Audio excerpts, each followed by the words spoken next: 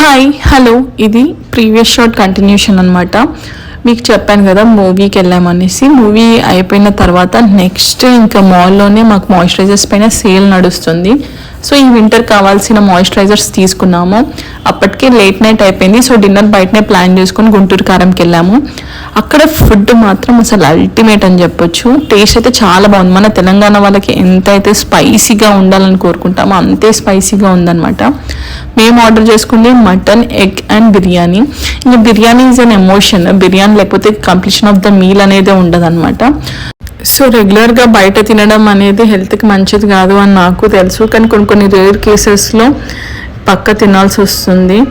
Later on me గ్యాంగ్లో కూడా ఎవరైనా మొత్తం మీల్ కంప్లీట్ అయ్యాక మజ్జిగ తాగే వాళ్ళు ఎవరైనా ఉంటారా? కానీ it is really good for digestion. Bye. Hi hello ఇది ప్రీవియస్ షాట్ కంటిన్యూషన్ అనమాట. మీకు